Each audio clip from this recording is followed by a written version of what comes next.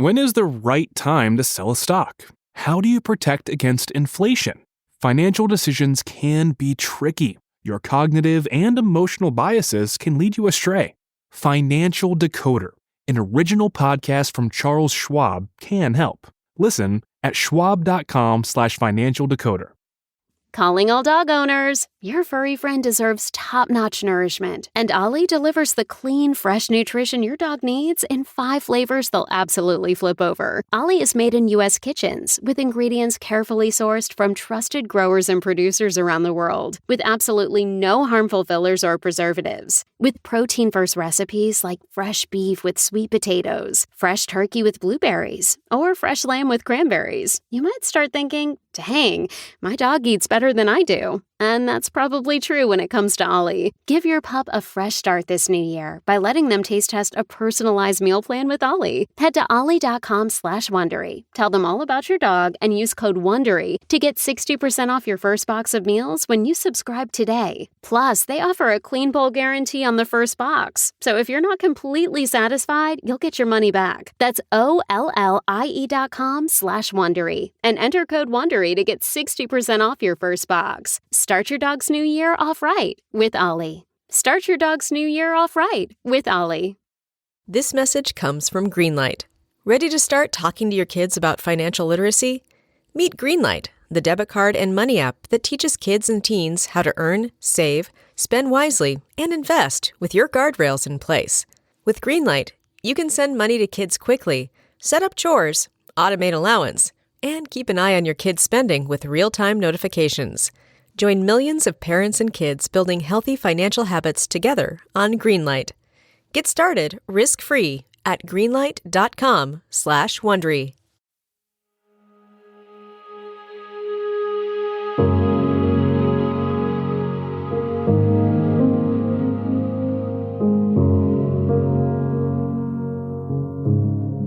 This is the Silver Linings Handbook podcast. I'm Jason Blair. And this is Allison Dickson of the Vintage Villains podcast. And I'm Julia Cowley of The Consult. And this is a true crime bonus episode.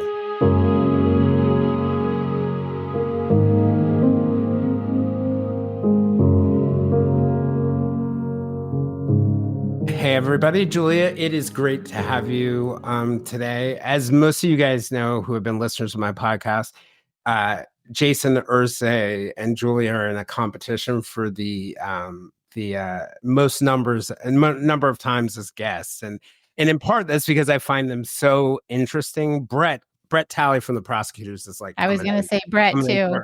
Right? Yeah. I feel I'm in great company, and it's all great people. And Julia is the one who I think, I don't know if I've told you this, but you were the one who crystallized for me what my podcast was about, because I was like, is it about true crime? Is it about mental health? Is it about X, Y, or Z?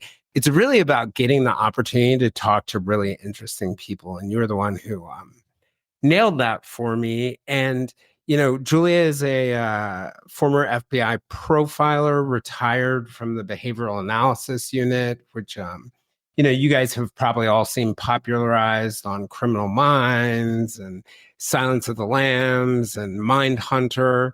And part of what Julia and her colleagues at the Behavioral Analysis Unit is really consult and support law enforcement in really looking at behavior and how it contributes to crime. And Julia will explain it much better than I can, but we did this on our series with the Oklahoma Girl Scout murders.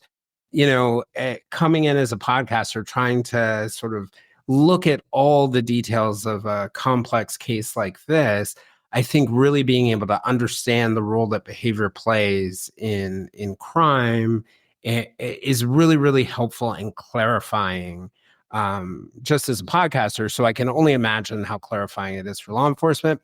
So Julia, I will stop there. I will stop singing your many praises. If you guys want to hear me sing her praises, you can listen to all 16 of that's not really 16 other episodes, but thank you for coming on.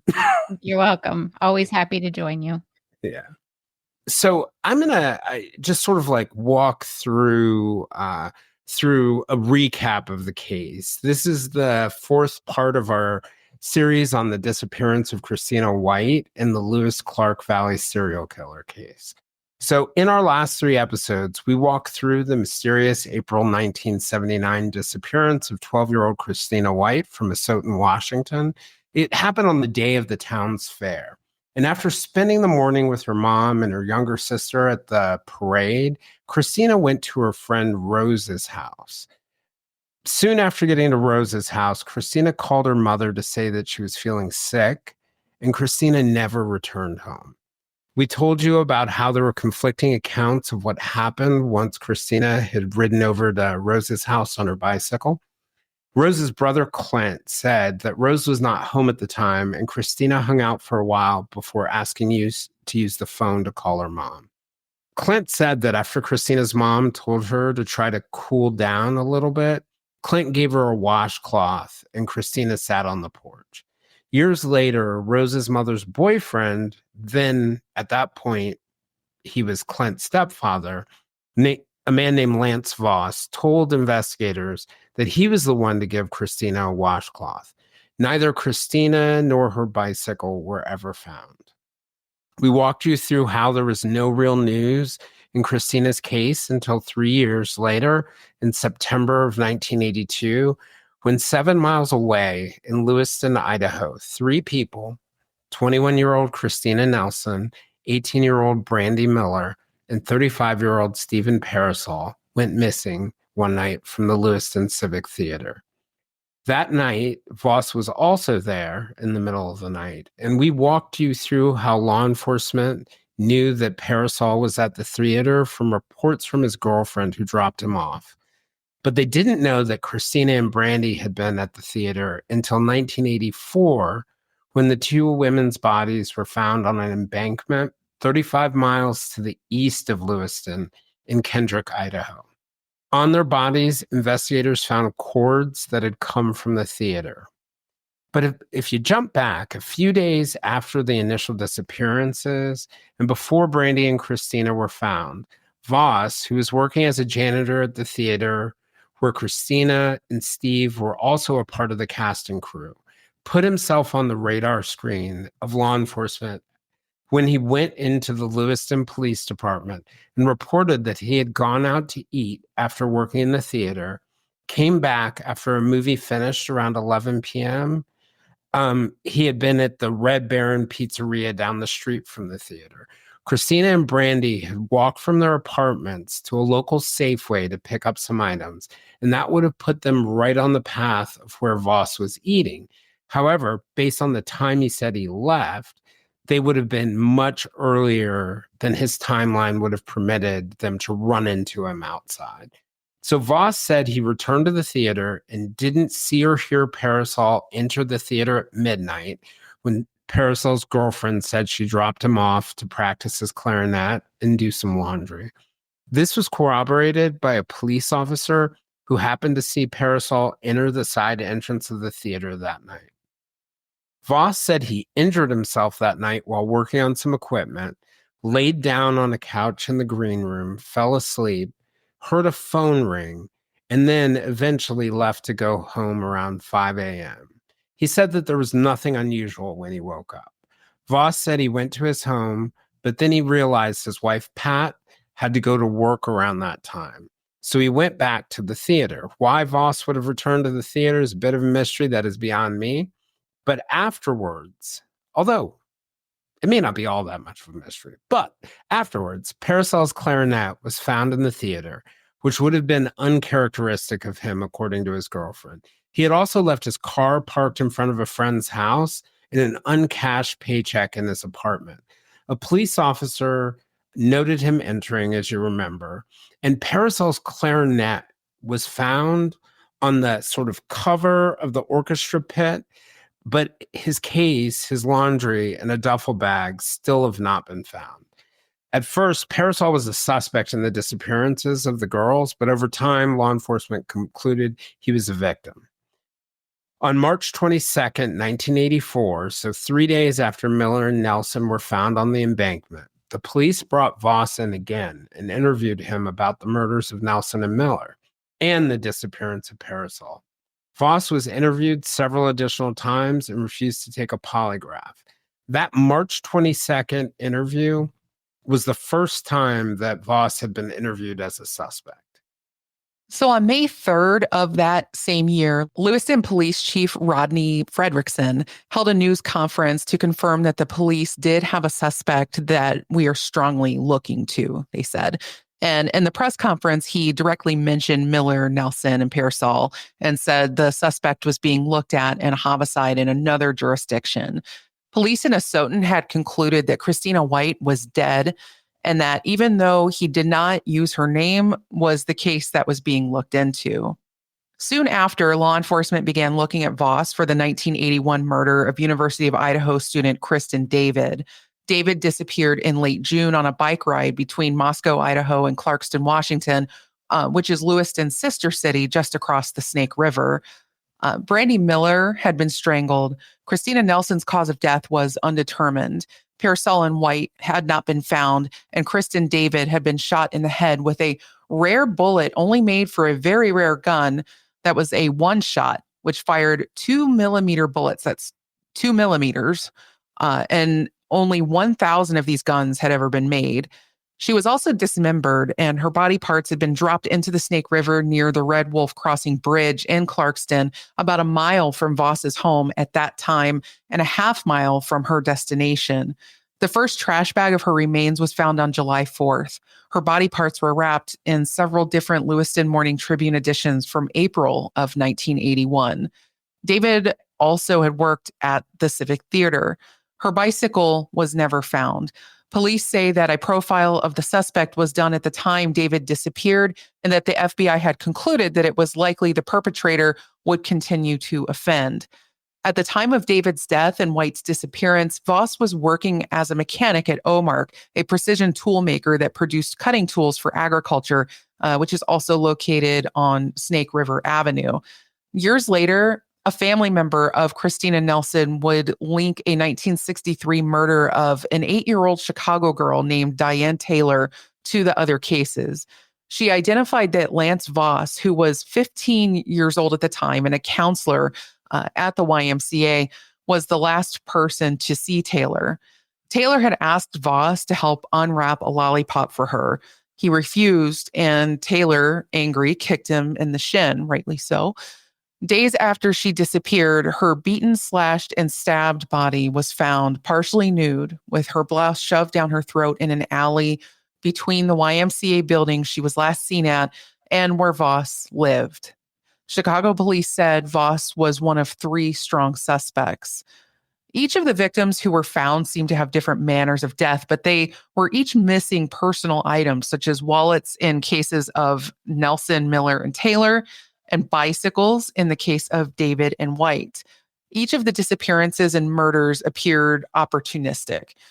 Law enforcement also began looking into a 1972 attempted break-in at a California mortuary where Voss was caught with a 12-inch knife, a flashlight, and a camera attempting to pry open a window to the mortuary to, according to him, visit his girlfriend one last time.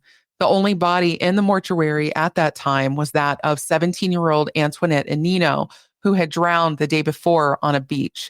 Antoinette's death was ruled a suicide. Her clothing was never found.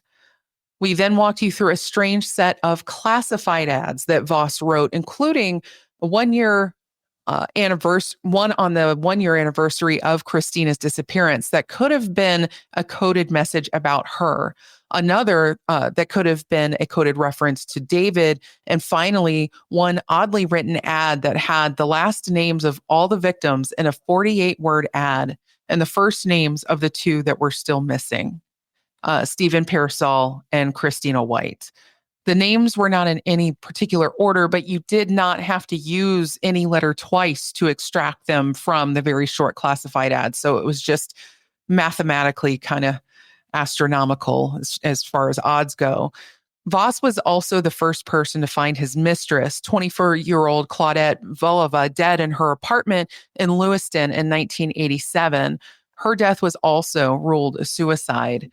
Voss was also interviewed after he moved out of the Lewis-Clark Valley area in the 2012 death of a 16-year-old named Kayla Campbell in Mint Hill, North Carolina. Voss was interviewed after Campbell's death by drowning had also been ruled a suicide. We walked you through how Voss had declined to give his DNA to be examined in relation to the Lewis-Clark Valley cases, but he did allow investigators to compare his DNA to evidence found in several Spokane, Washington killings that he was ultimately cleared of.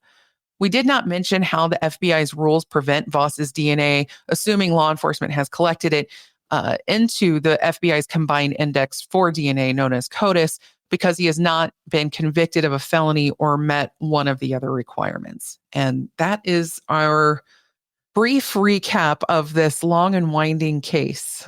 It's been really something, and I'm really excited for us to be able to ask Julia some questions about it. And now you have some familiarity with this one already, right? Because you were on the Snake River Killer podcast, right, Julia? Yeah, I talked with Brandon. Yep. But I will say I don't have the inside details, so I have to caveat everything that I say because I don't. Don't you already do that? CYA. Julia already does that when she does know. All the time. Right, yes. Well, because it's just, I think it's just like psychology, profiling, we're looking at patterns and creating taxonomies for things, but there's always exceptions. And it's really, I think that's one of the important things to remember, that just like psychology and many other disciplines, they can point you in a direction. They're not going to give you the 100% answer. It's based on probabilities, and we're looking at human behavior, which is very complex. And we're talking about a case that we don't have all the details that the police have. Right. Correct. So it makes it challenging to talk about it with any specificity, but certainly we can talk about themes and concepts related to it and possibilities, of course. Well, I've got one that I don't even know whether this is really a question. So I've been interested in this case for some time.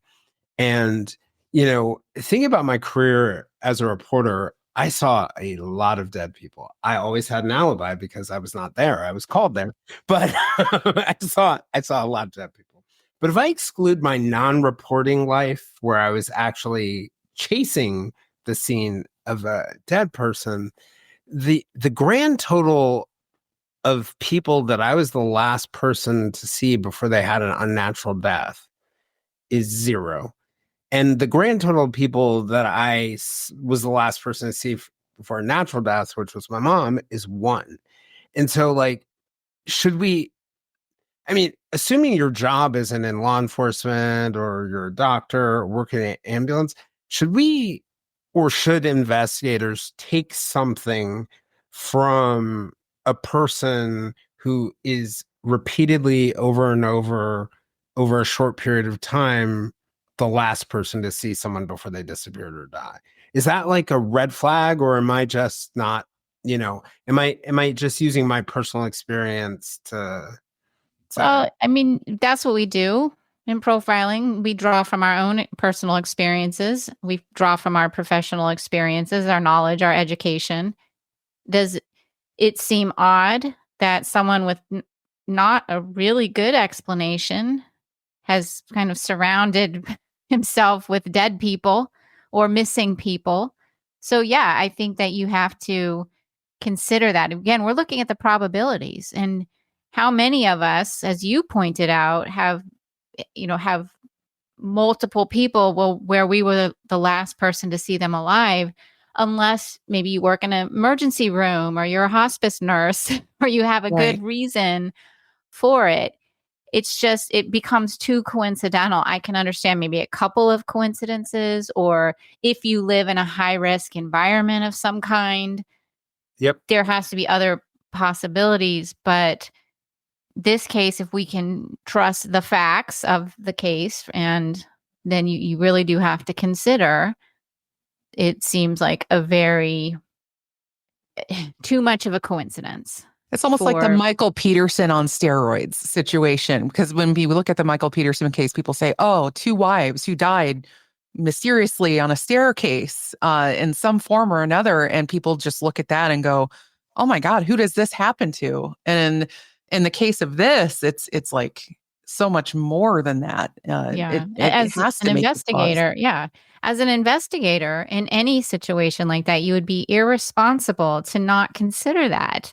If police or investigators or anybody in the public didn't think about it, especially police, that would draw a lot of criticism. Like, you didn't even consider. And then, of course, there would be allegations of incompetence at best, and corruption at worst. What are you covering up if you're not considering that? So you'd be stupid not to consider it as a possibility. But when you have multiple people, like in this case, it's something you can't ignore. You can't just say, well, I've seen that before, because I haven't.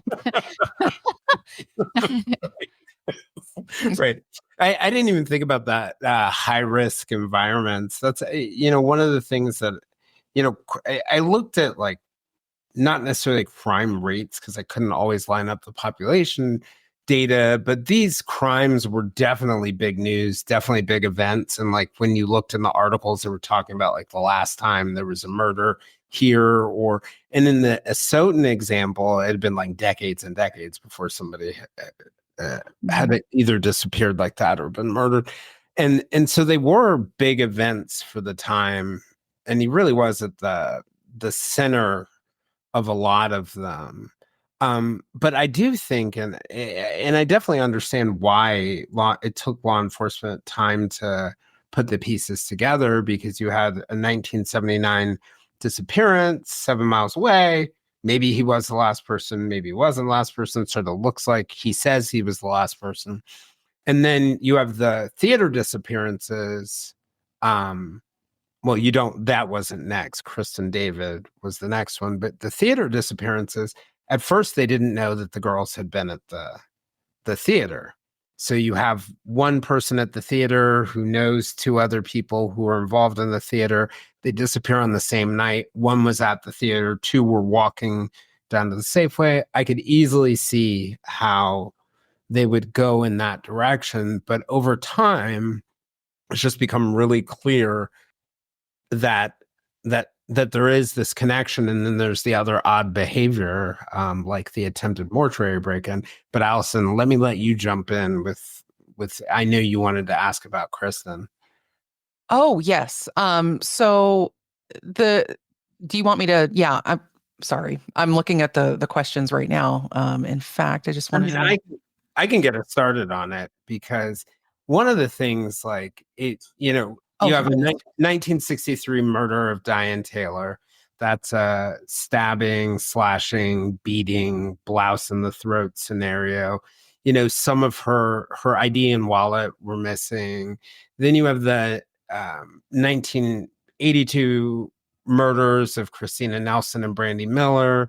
They don't know officially Christina Nelson's cause of death, but they do know Brandy was strangled, and they both had cords wrapped around them. So presumably that could have been the cause of death.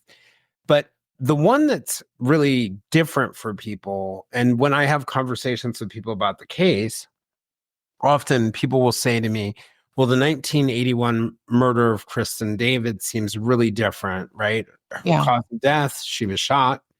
And the disposal method, she was dismembered and thrown in bags in the river. Now, for me, I tend to say to people, like, we don't really know, because we only have so many bodies, connected to these cases. So we don't really know that Stephen Parasol isn't dismembered in the river. I kind of assume. I mean, and we don't know about Christina White. So there's that part, but that part feels different for people. And then the gun, my gut is, for some killers, the manner of, I tend to feel like the method that they use to kill people may not always be as super important. It may be utility sometimes. And I'm not sure whether I'm right in this discussion or they're right or there's something in between.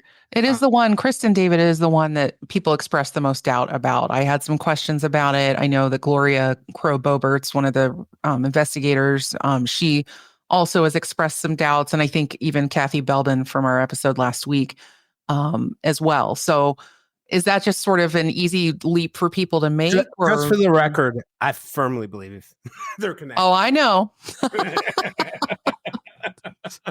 Believe me, I know. So what's the question? So the question for me, okay, so another piece of background to throw in there. All of these people, Christina White was seen by the prime suspect. Stepdaughter was friend. So that's a connection beyond seeing him at the last time. He worked with Brandy, Christina, or knew Brandy and Christina and Stephen Parasol from the theater, in addition to probably being the last person who was around them. Kristen David, who is a University of Idaho student, so about 35 miles away, also in the summers worked at the theater. So that's another connection to him. Kristen, with her sort of looks like abduction and murder. The gun was used, and I'm wondering whether the different method of being killed suggests that there is a different killer. And dismemberment. And the different disposal method, yeah. The dismemberment. Well, you have your MO, which modus operandi, which is the what an offender does to successfully commit a crime. And it's practical, it's dynamic, it can change. It is based on learned behavior. Offender learns something works one time, may not work another time. So that could be things such as the tools used to commit a crime or the weapon used to commit a crime. So that could be part of MO.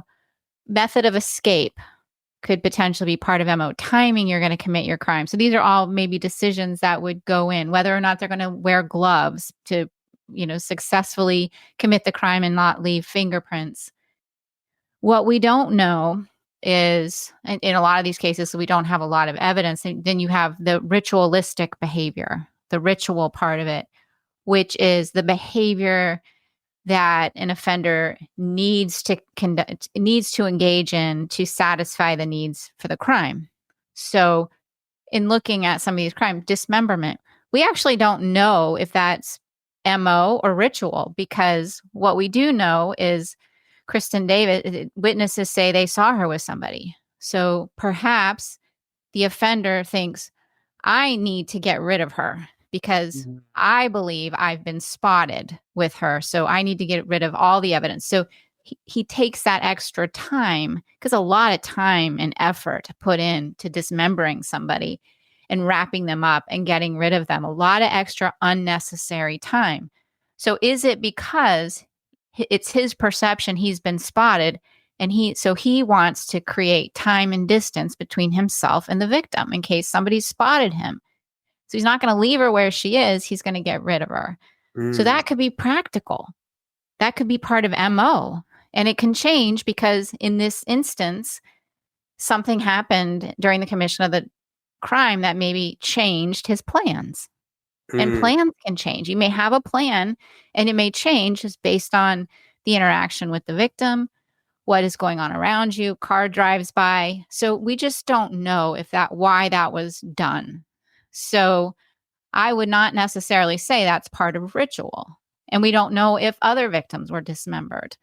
And if some are not dismembered, it may just mean because he didn't feel he needed to.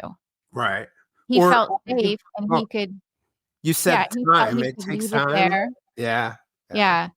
And he took his time. Whoever did it took their time. Yeah. And ritual behavior is not dynamic. It is consistent. And in fact, but I mean, it doesn't change. It's consistent and it's repetitive. And that's what you see when you're seeing these certain types of offenders, this ritual behavior. And then you have signature, which is kind of the combination of the two. And it's hopefully unique enough to link crimes together through behavior. So just an example, burglar goes into a house, they have crowbars, they have tools, they steal some things. That's all MO. But then they go around the house and they rearrange everything. That becomes more ritual. Because it's like totally unnecessary. Yes. Would the manner in which the body was dismembered maybe add some weight? Like if she was very skillfully dismembered and neatly wrapped versus somebody who was kind of just, I hate to be crude, but like hacked up and, just tossed. I don't want to say that funny, but I hear that all the time. We hear that, they were so skilled in how they dismembered the body. It doesn't mean they have any experience at it. I mean, people used to say that Jack the Ripper must have been a physician of some sort. And It really turns out it's kind of, I don't want to say intuitive, but I think about the first time I cut a turkey, right? Like, did you like really get a lot of bone in the turkey? Right. Eating bone? I never put a lot of weight in unless there's something specific that a doctor points out that, this has to have like, a lot of skill involved in this particular person. So it doesn't necessarily mean to me if somebody says, they were neatly cut up and they have to have skill. They're just, I know this sounds kind of gross, but it's stuff we think about in the behavioral analysis world. There are places that you would normally and intuitively separate parts of a body from the torso, for example.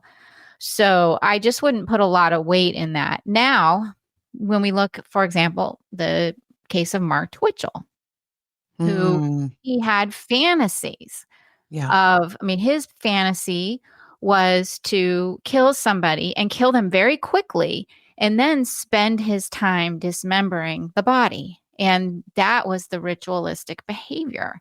The MO is killing them and setting up the room, getting that all done.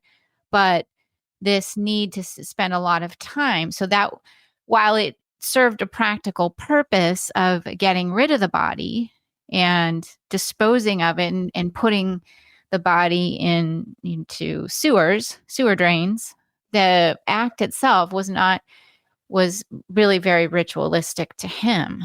So there's could be a difference. Now, when a spouse kills somebody and they chop them up, put them in a suitcase, that's not necessarily ritual. That's practical.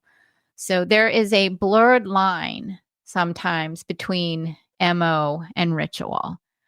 So just the fact, like a good example, Joe D'Angelo, the Golden State Killer. I talk about this case all the time because there's so much rich behavior that I think was initially misinterpreted.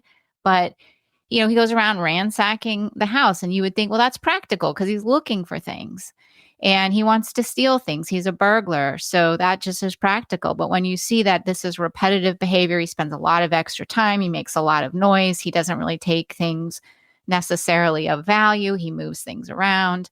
Then you start to get into that ritualistic realm. So if you were looking at, let's say, a dismemberment and looking to see if it was ritualistic, you would look for things like it taking a lot of time, things being done that seem unnecessary in repeated spaces, where you're looking for something about it that's not practical. Right. And that's very hard. It's hard to tell sometimes. Yeah. Is this practical purposes or not? Like people might think that Mark Twitchell's case, in that case, it was all practical. But when you read his writings, you see it was ritualistic. So it's not always, it wouldn't necessarily be evident just because you look at the crime scene. You need to have kind of insight into them and what they were hoping to accomplish and what their fantasies were. So we just don't know. And then the changing of weapons. I mean, again, just because someone's changed weapons does not mean they're not the same offender. And that again could be perhaps they just didn't have the weapon, their chosen weapon with them at the moment when they decided to find a victim. They see a desirable and vulnerable victim. They want to take the opportunity, but let's say they don't have their gun. So that time they use a knife. Or you often don't know how is the victim going to react, and the offender reacts accordingly. So victim fights back. Let's say the offender intended to sexually assault them, victim fights back, and then he ends up just shooting the person, and there's no sexual assault. So that shows how MO could change. Ready to prioritize yourself in the new year? Your skin is a great place to start. Dime Beauty, founded by a master esthetician, is more than just a skincare company. With 4 skin-conscious categories, skincare, beauty, body care, and fragrance, Dime offers simple, spa-worthy products that will help you enter 2025 with confidence. Whether you're revitalizing your regimen with nourishing products or building one from scratch, Dime makes it easy. The Work System, our all-in-one best-selling routine, includes a cleanser of your choice, toner, serums, and moisturizers, taking the guesswork out of skincare for your healthiest, happiest skin yet.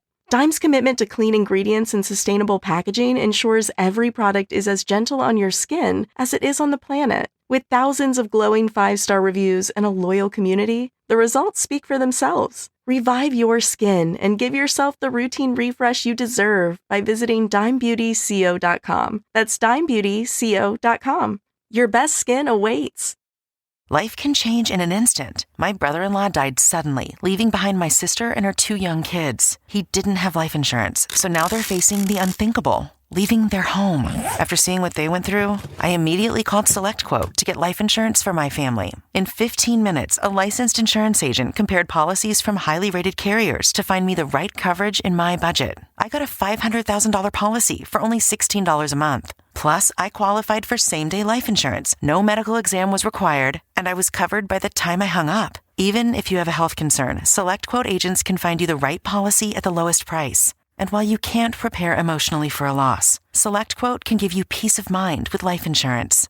Don't wait until it's too late. Go to SelectQuote.com to get your free quote today. That's SelectQuote.com. SelectQuote.com. Details on example rate at SelectQuote.com. So it would be important in looking at a crime not to assume that the offender had a plan and that on all of them, the offender executed the plan, and we should see the same. Exactly. They're human beings, not robots. It can make it really difficult. If you don't have, all these cases are are difficult when you have an offender that changes their MO or changes, it's the ritual part. The problem with the ritual part, when you don't have all the bodies, or there's been a significant amount of time before you find the bodies, and you can't glean all the information about what actually happened, that makes it difficult to really maybe see what the ritualistic behavior is and for the purpose. And sometimes the ritual, there may not really be any more ritual than I want to kill someone, and that satisfies my fantasy. I don't need it to be prolonged. I don't need to do it in a certain way. And then you have other offenders that have very specific ways they want to do things. And that kind of behavior is much easier to link crimes together. Well, this is one of the most challenging cases of doing linkage analysis. Because it's very, the link is a much more... Too many missing pieces of the puzzle, really. You know what it also reminds me of when you're looking at some of this stuff? Well, I guess there are 2 things I wanted to ask, but let me ask this one first. It reminds me of the Courier case with Israel Keys and Samantha Koenig out in Alaska. There's the distance between the 2 cases that instantly would make you think there's no way these 2 things are connected, or I'd have to find the guy who just, lives in Alaska half the year and Vermont the other half of the year. And with the Couriers, you don't have the bodies, but really, even if you did, Bill Courier, supposedly, at least according to Israel Keys, was shot. I forget how he said Lorraine was killed, but maybe it was strangulation or something along those lines, I think. But it's just, I guess it reminds me of those in the sense that sometimes when you're looking for, like, I look at Israel Keys and I think to myself, the only real common thing I find thread in his killings is he really loves to cause people to disappear. And he might be a necrophiliac based on what he's saying. And it kind of putting the similarity between all these disappearances and Keyes to me, to be clear, everyone, he was not born. He wasn't killing people at that time. But they were, assuming they're all crimes, they were all very opportunistic. Picking up a girl who's taking a ride on a bike on the highway. Unless, someone knew Brandy and Christina were going down to Safeway, no one else knew Stephen was going back at midnight. Christina White just showed up at Rose's house. That unless somebody was stalking them all for a while, it was like a spur of the moment plan. Someone had a plan to do something and people walked into their spider web. I get that kind of feeling. And for me, it's kind of, it makes me feel like it's really easy in those opportunistic crimes, even if you have a plan, if something goes wrong, like Stephen Parasol walking into the theater, your ritual may go out the window too. Your signature may go out of the window. And then it just becomes all about getting away with it. Is that? Right. Yeah. Yeah, exactly. Do you think that the age differences in the victims point to anything in particular? I mean, we do have, his earliest alleged victim being 8 years old, but he was also 15 at the time. But they continue to be like a little older as you go. Christina White being 12, and then Nelson and David and the others. Parasol was the oldest at 35. Is there anything that you would have to say about in terms of when you look at crimes like these to see a variance in age difference, or is that just another kind of depends? One thing to throw in there about Parasol, though, but he is definitely a person who was not supposed to be there. Right. I mean, well, he's also the only male. And he may have walked in. That's what I'm wondering. Right. Who walk in on a crime. I'm sorry. Yeah. Yeah, I mean, I think the difference in ages would be something that I would consider as differences in these cases, but I would never say a case wasn't linked because there was a wide range of ages, because we've seen so many cases where you have a significant range of victims' ages. So I wouldn't rule it out. I would look at other things and then just age. Age is always a consideration, of course. Age, gender, race. Right. I mean, you consider every characteristic of that victim. And that's another thing about this case too. Victimology is really important, and for the most part, kind of collective victimology, they were low risk, and that also makes it even more interesting that they came into contact with the same individual and they disappear. It's not like they are all living high risk lifestyles. Okay, that's what I meant. Like, so if they were, say, sex workers or something, or hitchhiking or something like that, that would be more of a high risk situation. Yeah, I just they're all low risk. They've come into contact with the same person, so that is a consideration for sure. And yeah. Every single one of them. But, and I don't know every detail about their backgrounds, but collectively, I would say that they were pretty low risk. Maybe, what elevated their risk was perhaps the situation they found themselves in, away from their homes and in the vicinity of someone who was looking to do others harm. So Right. that's kind of what I see is like elevating their risk in a case like this. That's an interesting thing. They were all isolated a bit from their home. Like every one of them, Diane Taylor throughout. Here's one sort of like a loop. So he's a prime suspect in the case. And then we have this sort of outlying drowning from the 1970s. And I know there's going to be a temptation for people to think, oh, he must have killed her. But one of the things that I went back and I looked at, I wanted to know before he broke in or was caught breaking into the mortuary, had it been in the newspaper that she had died? And it had been in the newspaper that she had died. It had not been in the newspaper what mortuary she was at yet, but so it did make the news, and her picture was in the newspaper. But can we glean anything about a person based on that situation, which was he was caught taking a screen off the back of the mortuary with a 12-inch knife, a camera, and a flashlight. And he told the police officer who was there that he was going to go visit his girlfriend for the last time. There was no known association, so we don't know whether he knew her or not, or whether that's just what he said. He also lied about his address, but they eventually found him and got him. But is there anything we can glean from that kind of behavior? No, I think it's totally normal behavior. Oh, you do? Yeah. Well, I was planning on going on doing it next week. Yeah. What do you mean? I guess what said. I met my husband. Yeah, as one does. I mean, good Lord.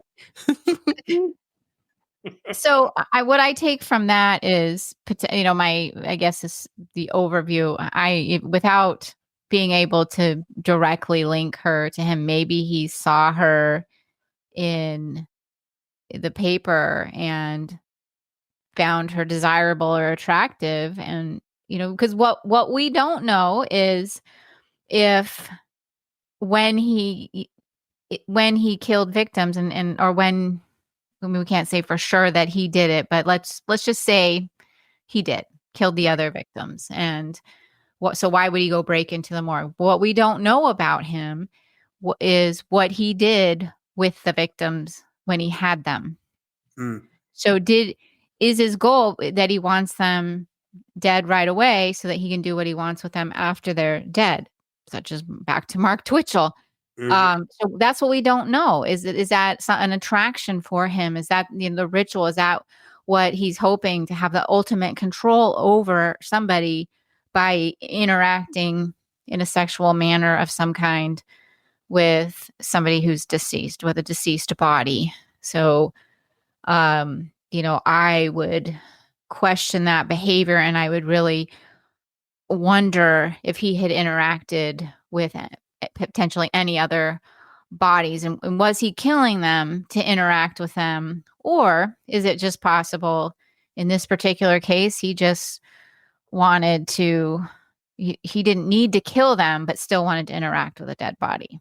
I mean, and that kind of leads me to sort of the next question is, because one thought that I had possibly is, he seems like a trophy collector. Whoever this person is that seems to be linked to all these victims, is that they're all missing a lot of the similar items. They're all like the bicycles, the IDs, things like that.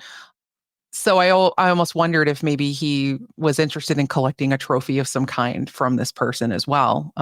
Maybe. What that could be, who knows? But what can we derive, do you think, about the kinds of killers who, and this is going to segue into the next topic a little bit, to leave behind things like notes or classified ads or other breadcrumbs that sort of draw the public's attention versus the ones that try to avoid any and all detection?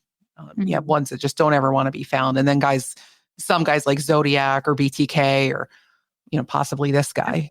And also maybe, and I don't know if this is connected, so it may not be a part of the question.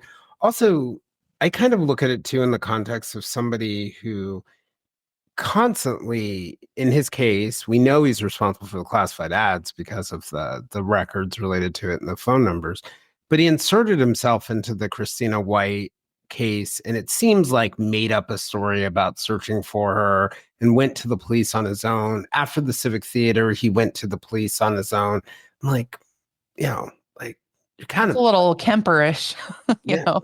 But no, but like almost in this like sticking it in your face kind of way, Like, this is the vibe I get from listening to the small part of the interrogations.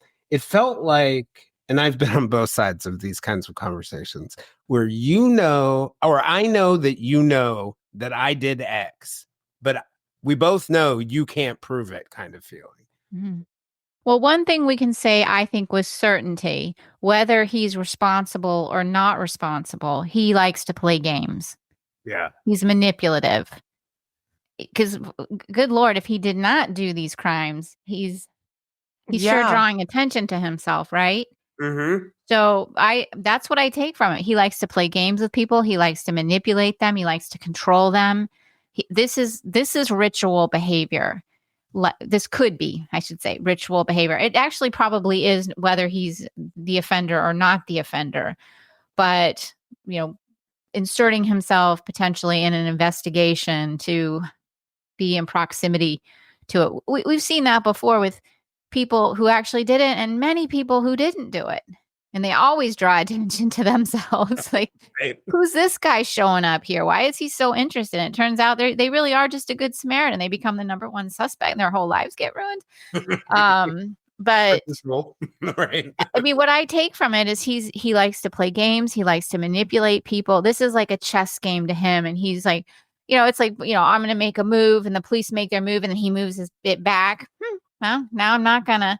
And he gets great satisfaction and enjoyment out of that and manipulating. And if he did commit the crimes, he probably thinks he's smart enough that no one's ever going to figure out. So he can play these games with them. And it's probably quite gratifying for him. I'm smarter than you and I'm going to show you. And you're not ever going to catch me. And he's getting a lot of enjoyment out of that. Again, whether he killed them or not, he's still getting a lot of enjoyment by toying with the police.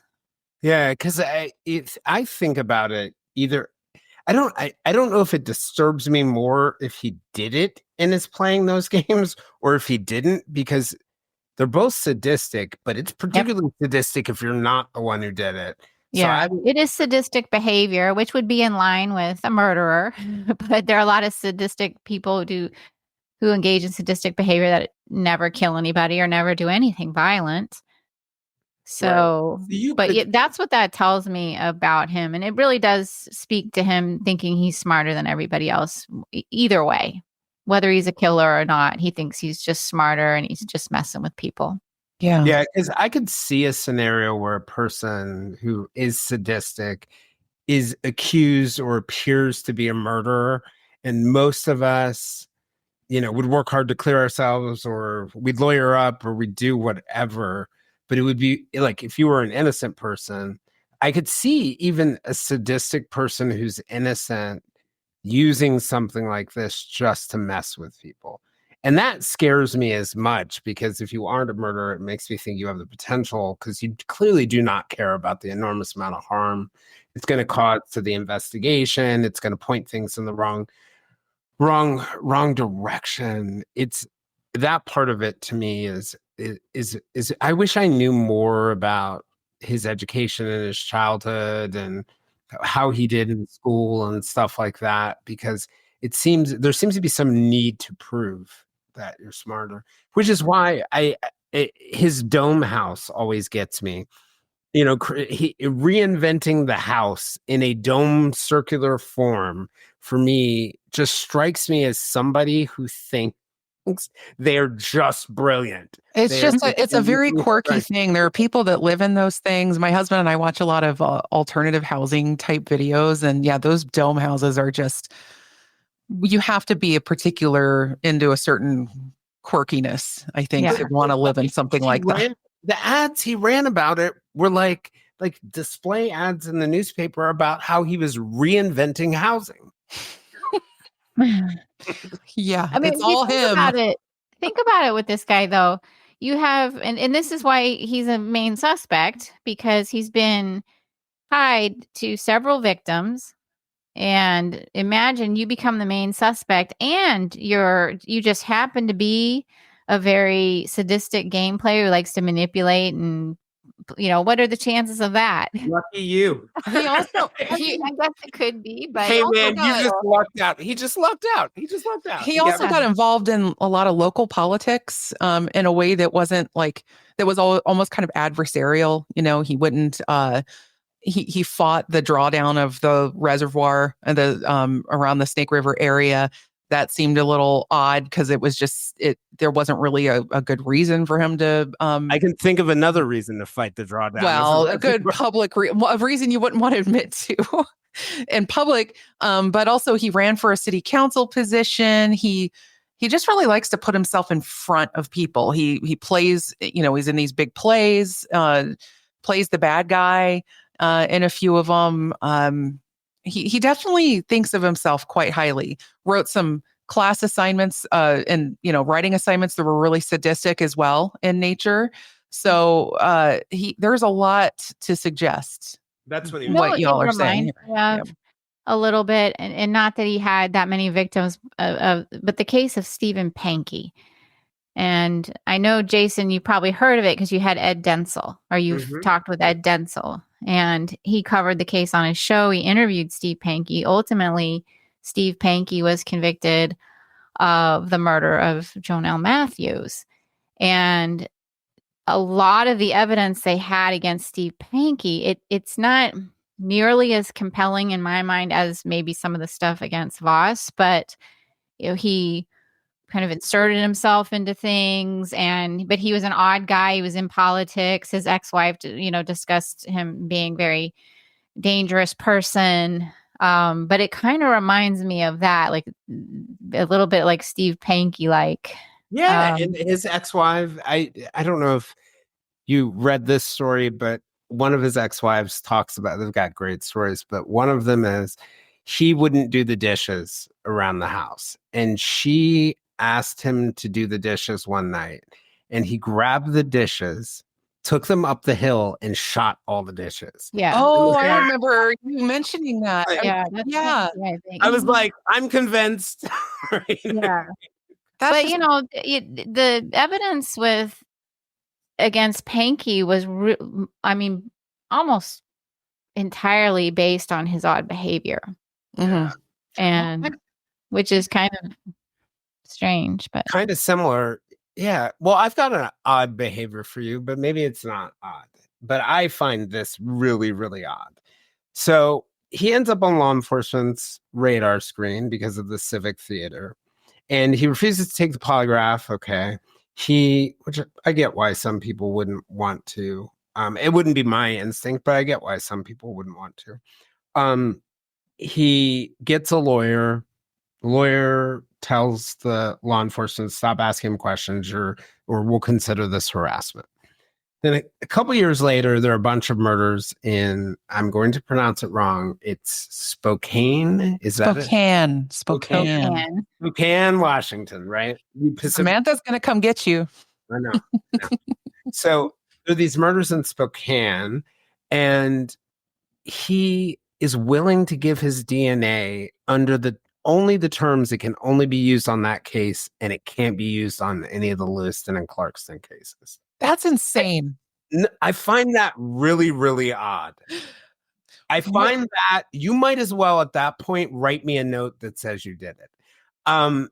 So I found that part of it odd. Now, maybe a person could do it just because they're mad at investigators or whatever it is. They could have reasons, but I find that odd.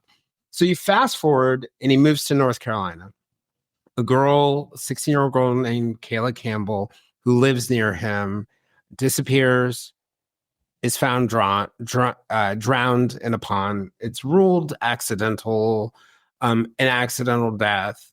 But the FBI finds out that he's a neighbor and decides to bring him in to interview him. And before this, he's lost membership in a gun club and a country club because of this. His wife, because of the attention on him, had to leave a job that she had to in North Carolina. All these bad things have happened in life because he's a suspect. I would think somewhere around that point, you would want to do everything you could to clear yourself, because there's been real cost or consequence. So I'm just wondering whether things like that DNA scenario or not making the efforts that he could have to kind of clear himself tell you anything. I just find that DNA thing very weird. You can only use my DNA here. Yeah. I mean, if he hadn't been in close proximity to so many victims, I might say, I think he's just playing a game, just being difficult and manipulating the police and, just trying to cause them more issues. But it, because he's tied to all of it, you have to find that behavior being very suspicious. Yeah. Yeah. I mean, it really just piles up on him, to the point where you just can't ignore everything and think he's not a good suspect.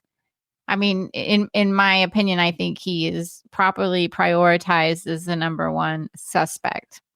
Now, if he was ever arrested, I know this is more of a legal question than anything, and I understand if none of you can answer it, but if he were arrested on some other felony not related to this, would they then be able to put that DNA into CODIS for use elsewhere, or is it really? No. Yeah, I'm curious about.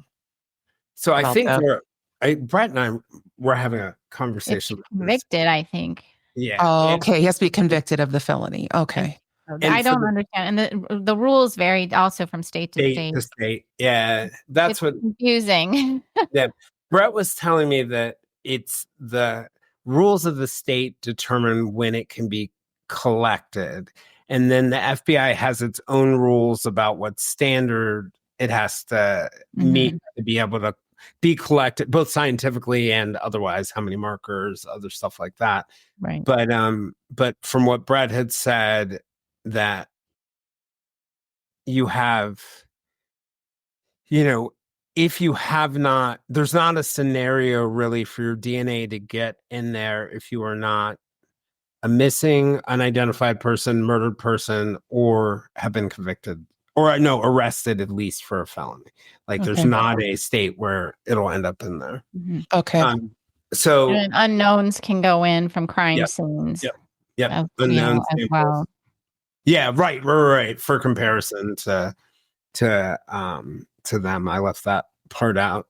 But I think the interesting thing on the DNA side, I have to believe by now they've collected his DNA, and I have to believe by now he probably knows they have collected his DNA. But it just feels like a giant great game to me, like that the whole, which makes me wonder. Okay, here's one. It makes me wonder whether like that is actually a part of the ritual and the signature is the game playing afterwards. Like that is the real fantasy. Yes. Yeah. It's just absolutely is. And it prolongs everything for him. Yep. It's just maddening because I feel like in every one of these scenarios, there's just one missing piece. There's like one piece we could get to fall into line, and then it would just kind of domino down in a lot of ways, but we're just shy of that one linchpin. It feels like when I went to Lewiston, I had this is the last conversation with Gloria I had with, we were actually sitting in the parking lot between the FBI residence agency and the hotel I was at. And she was saying like, I just want to harass him and drive him crazy. And I'm like, but maybe that's the thing for him. Maybe that is what he wants. Like you to go mad, going after him, harassing him, and you still not being able to get him. So you have this weird scenario for her, I think, of where like her trying to make all these efforts to bring attention to the case, to law enforcement, to try and pin him down, actually like heighten the high for this. It's so uncomfortable to even think about because we've all become a part of his fantasy. Right? Yeah. Well, it's all high risk behavior, and he thrives on high risk behavior. Right. Clearly. Yeah. Because if I got kicked out of my country club, I haven't been a member of one. But if somehow I cared about that and was in one, and I was in a band and I got kicked out, and my wife lost my job, I'd be like, you know what? It's time to do something about this. Right? Yeah, here, take my DNA, test it, get it out of your system. Or even just stop playing games. It's right? just it's funny because I find, can. Allison, another odd piece of this is Mm. after telling the police in Lewiston, I'm done, you're harassing me, I don't want to be interviewed. Why did he volunteer for the interview with the FBI in North Carolina? He Yeah, didn't lawyer up. Was the game not as fun for you? he was bored. Yeah, possibly bored. It could be the situation, the agent involved, the investigator. I mean, it could be a number of factors. Also, I have factor in the fact that he's turning 77 this year. He's gotten pretty old. I know he looks strong. He seems pretty hale for his age, by what people have been able to gather. But I would imagine if he is feeling physically limited in any way, that he has to find some way to keep that high coming, even if he can't, say, kill anybody else. See, I'd throw it around the exact opposite way.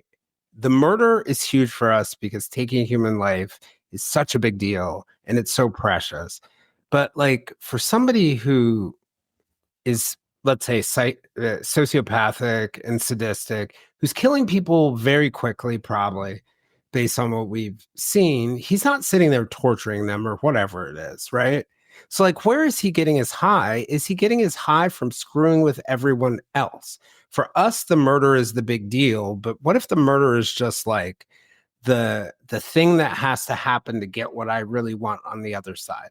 And I think of things like he shows up at the crime scene where Diane Taylor's body is found in 1963, where we didn't exactly have the internet and you weren't getting news alerts on your phone.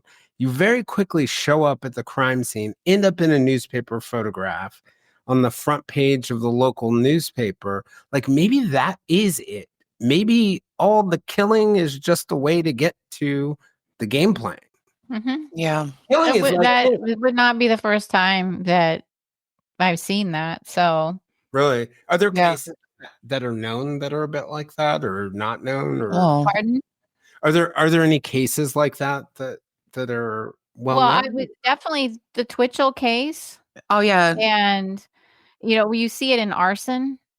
I was going to say too, people like Dennis Nilsen and even Jeffrey Dahmer, they weren't into the killing. They were into the companionship that came from the corpses. So they didn't take any pleasure out of the kill. It was more like a means to the goal, or the product that they were trying to get from the kill. Mm-hmm.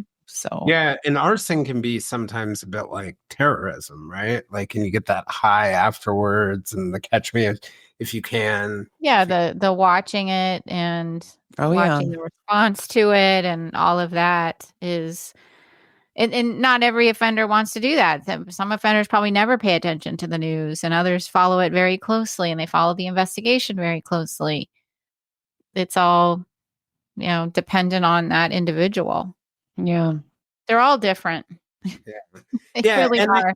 Right. And I know it's really weird to say to people and strange to say to people that like the murder may not be the important part for an offender. But I think sometimes we have this bias because murder is so huge for us. Like we wouldn't do it. We're not like big fans of it. We're trying not to kill anyone. It's such a big thing for us. I think we assume sometimes that the worst crime is the big thing for them. It's all about, they're just trying to get their power trip however they can. And either it comes from the immediate act or the after act. Yeah. The aftermath. Or you're asking, why would they do that? Because that increases their risk, or why? And, and you have, that's because that's the ritual part of it. Right.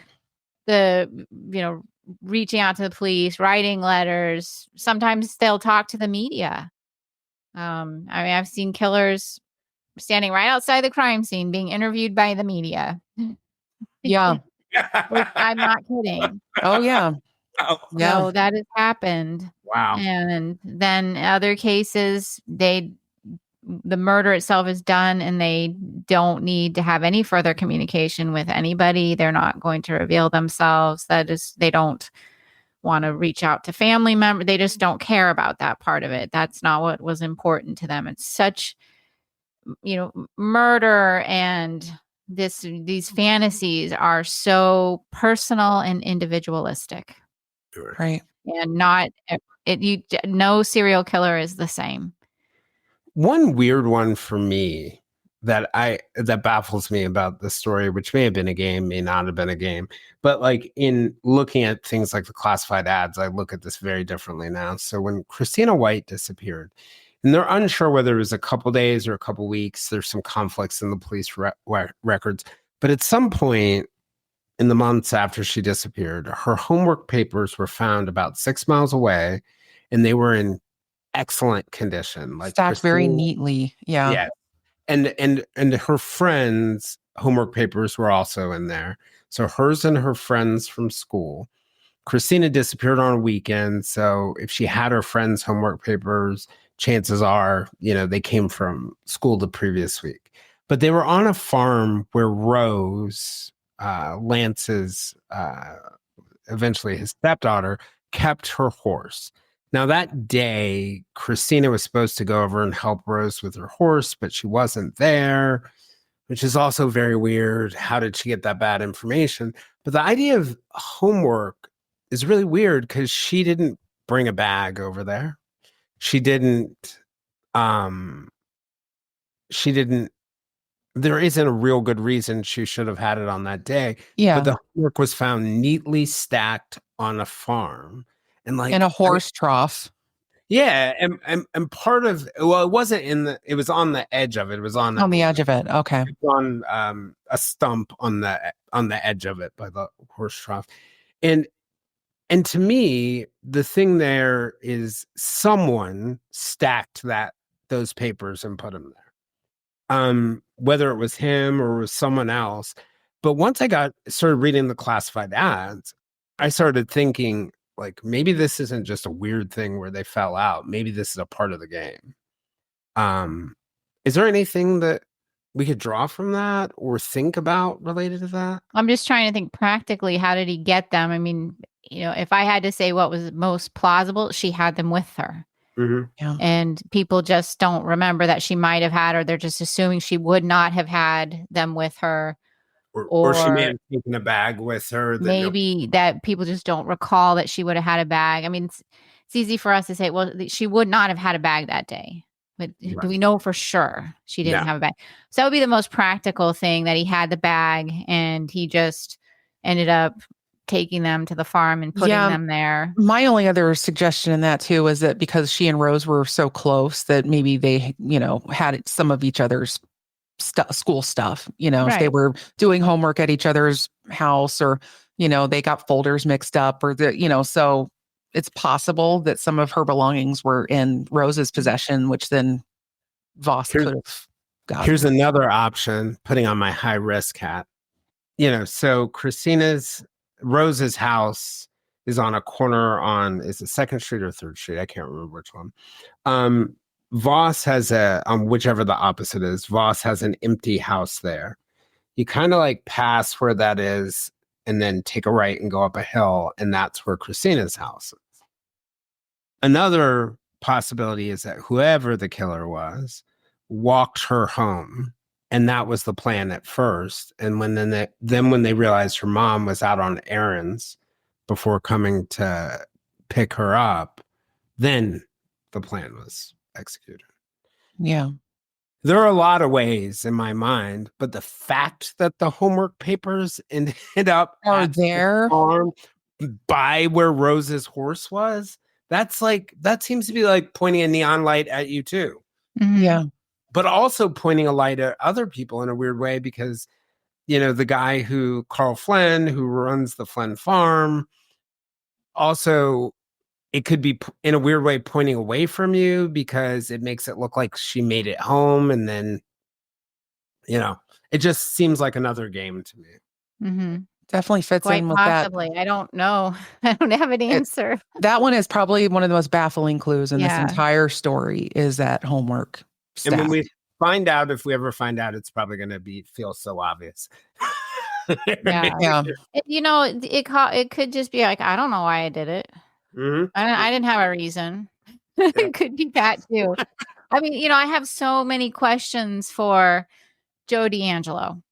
just why this, or did you do this? There are just so many things that have been assumed about him or said about him, or things that I know that he did that I don't have an answer as to why he did it. And, I would love to sit down and ask him. He's never talked with anybody, but some of those answers could be like, I had no reason. I don't know why I did that. And there's no meaning behind it. And sometimes some of the cases that you look at and you're just wondering why, and it could just be nothing. Or you do end up hearing the story and the answer is so much less sensational than what you imagined it would be, because we put all, our biases on other people and what we think everything must have meaning to them. Everything they are doing is diabolical and thought out and well planned and well executed, so we are putting that on them, and when in fact it's probably not that way most of the time. Right. So I guess, we've probably asked about as many questions as we could come up with, but I did have one more to just kind of wrap it up, more of a general question, because in part one of the series, I did a little brief bit in the intro talking about the, quote, golden age of serial killers between the period of 1970 and 2000. And I discovered that criminologist Peter Vronsky wrote a book that drew a correlation between this peak of serial killers to those who grew up during a time of intense wartime, World War II in Korea, for instance. And a lot of people were coming home from battle with mental struggles and addictions that led to violence and broken homes. There seemed to be a pretty strong correlation in that direction of the children of these people, these men generally that came home from the war with troubles. Do you feel that's a legit correlation in your mind, or do you think there are other correlations that could explain this influx of serial murder at the time that Lance Voss, for instance, was quite active? Hey, Allison, if I could jump in real quick, Allegedly quite active. Sorry. Right. I had a friend of mine who once said, this is a police detective in New York. He said, well, after the Korean War, serial killers needed something to do. He really just believes like war is great for, if you want to kill people, it's a great thing to do. mean, and that's the thing, it's separating it from the people that were in the military themselves. Like, these are their kids that grew up. So the Ted Bundys, the John Wayne Gacy's, the Richard Ramirez's, the children of these people. Yeah, I think his point was the serial killers of the next generation had nowhere to go. Oh, I see. Yeah. I mean, well, see, and then of course the dwindling of that over time, better investigative tools, better, means of. Well, I was going to say that's, the time where the behavioral science unit is becoming very active and interviewing people and understanding serial murder. So maybe we're identifying more, and there's not necessarily an increase. We just know more about it. Technology is getting better, things like that. I don't know. I mean, that's pretty complex. I don't know that. And I think it's controversial as well. Can you really directly correlate? Now, I wouldn't be surprised if you see an increase in violence, but serial murder type violence, when I talk about the serial murder, you may have somebody who has killed multiple people, but it's not your typical, what we think of serial murders out there, stalking and preying on unknown people for sexually motivated reasons. As opposed to maybe somebody involved in domestic violence that Right. have something like that. That's a little different type of violence in my mind. Or I don't want to say that wouldn't necessarily, they would still be labeled serial killers, but their motivations would be very different. So when I think of serial killer, I think of the sexually motivated type of serial killer for the most part. I mean, there's other motivations, but the classic serial killer. So I just think it's hard. I mean, perhaps experience more violence in their home, maybe help to fuel their fantasies and, caused or at least accelerated the, combining violence with sexual fantasies. And Right. maybe that's the reason. So you see people that might not have acted out in a serial manner end up acting out that way. I think it's too complex for me to answer whether or not I think it's a valid correlation. It would not surprise me that when you have people coming back from war that have experienced so much trauma, that there would be an increase in violence and violent crime. Now, the classic serial murder, I don't know. I think we were getting better at maybe identifying them and who they were and understanding it better. That makes sense. But I don't know. I mean, I didn't do a whole study on it like this criminologist did and go back. And that's a whole area of expertise in terms of war and stuff like that I just don't have knowledge of. Yeah. So I've got one more. What steps could you imagine, right? Because we don't have all the information, but with the information we do have, what steps could you imagine, in the hypothetical with what we have, you would think, or what steps do you think might be important for investigators to take now? Well, this can be a very boring answer, but this is a very practical answer.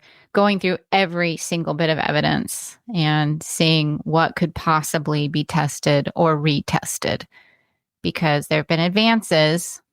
And I recently just learned of a case, very old case. They went back and retested something that had been tested long ago, and they found evidence on it.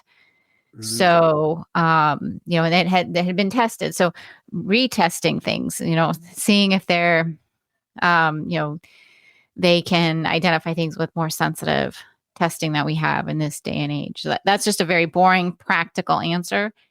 In collecting that type of information, I would, again, be doing very detailed timeline. And also, you don't have much time left with your main suspect here. So Right. trying to craft some kind of interview strategy with him, just in going in extremely prepared and, studying him and trying to understand him and coming up with the best strategy to try to get him to tell the truth and provide more information about what he knows about these crimes. But that's what I would be doing. I would be studying him and learning everything I can about him, talking with people and trying to come up with the best strategy, not only the best strategy, but who to conduct the interview. Mm-hmm. Right. What, try to understand, why was it that he would talk to a particular FBI agent, but he wouldn't talk to another investigator? What was it? What was it about the approach? What was it about the interviewer's characteristics? Where was he at the time? What was going on in his life at the time?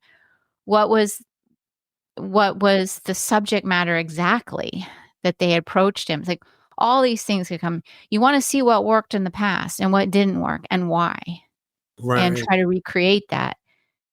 So almost starting with really understanding his motivation to talk, and then, or whatever barriers got in the way, and then crafting a really strong, because you're right. Like, he clearly has sent the message throughout all this that he's willing under certain circumstances to engage. But what exactly is about those circumstances? Right. That's what I wanted. Because we have a little bit, like, he talked, well, why? He talked to that FBI agent. Was it, did he just like the person, or what did they say to them? Or where was he right at the moment he was approached? Was he in a vulnerable situation that made him vulnerable to law enforcement right at that moment? Kind of reminds me of the Lloyd Lee Welch interrogation, Jason, like the way the police were able to wiggle their way in through various rapport building and understanding his vulnerabilities to finally crack that nut. It took quite a while and a lot of people, in fact, to get it done.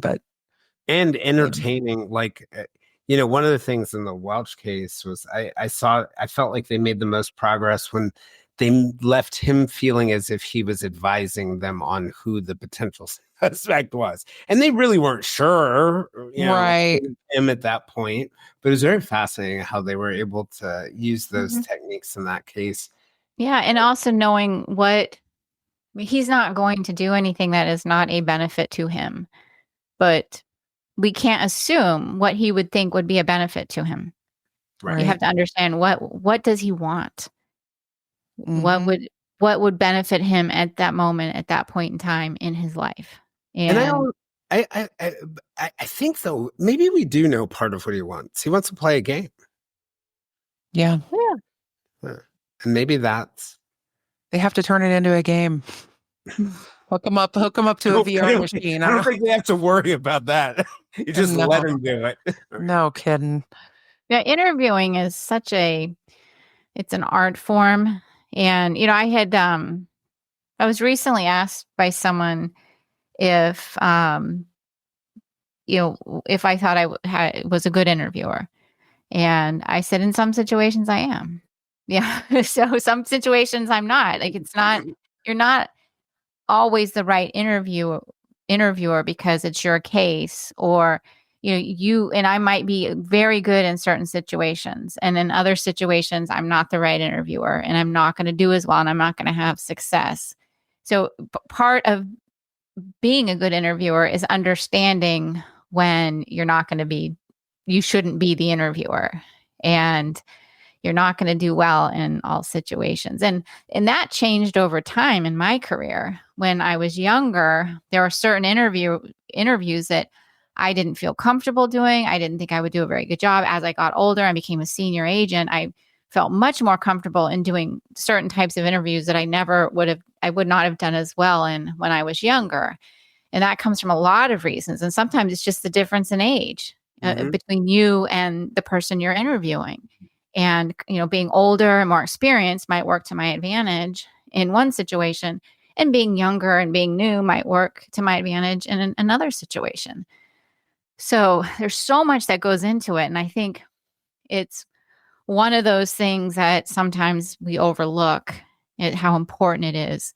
And I think what they forget too, we watch these videos of interrogations.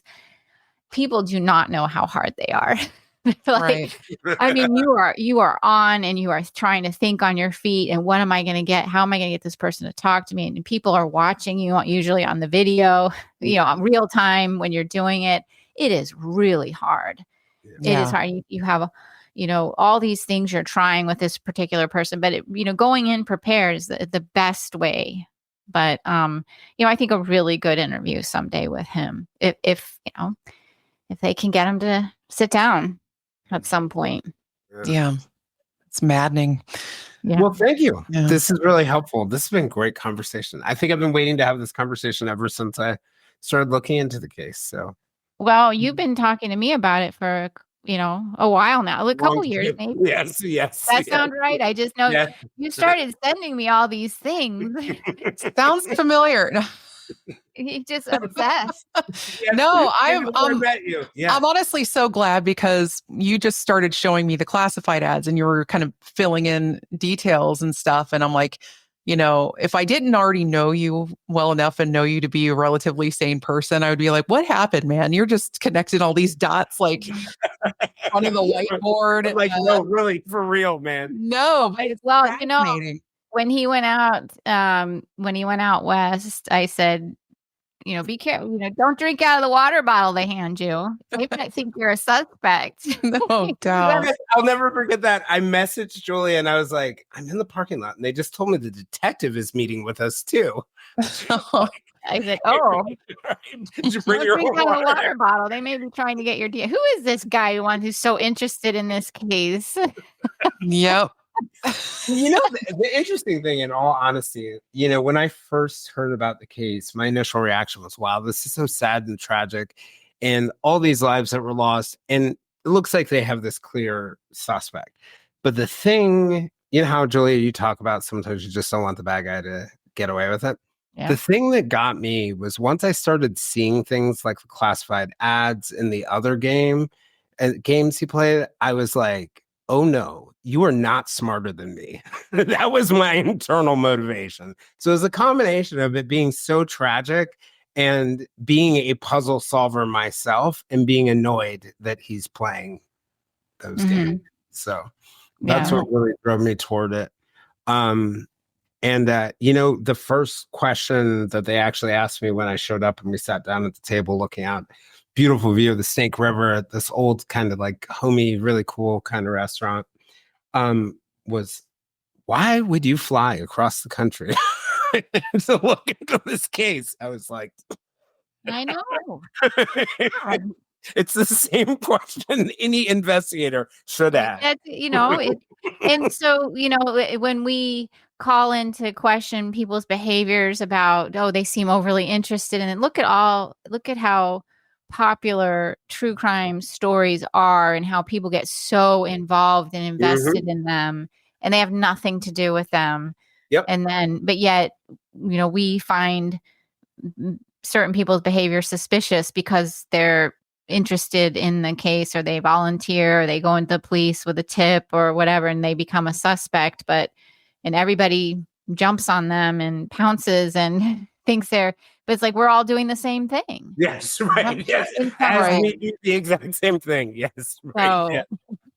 So, that guy was trying to be helpful. Yeah. Yeah. Yeah. We can't read into, you have to be careful reading too much into people's behaviors. We have to put it all in perspective. Definitely. All right. I hope it's solved. I really do. I mean, I think that's one of the hardest things for me, whether she's the one who did it or someone else did it. These crimes, a lot of them seem connected. And it kind of kills me to think that, like Betty White, Christina's mom, has passed away. So many, not everyone, Stephen Parasol still has family, Christina Nelson, I think Kristen David's sister's still around. There's still some family members, but it just kills me to think that these families aren't going to get some measure of justice, even if he spends 1 minute in jail. Right. Yeah. Well, all right. Thank you so much, Julia. I consider this the little humanities wing of true crime. I got history, psychology, sociology, got all that, Yeah. So I'm always happy fun. to join. We should, it's always good to, refresher and talk about concepts and things like that, to keep my knowledge and skills sharpened.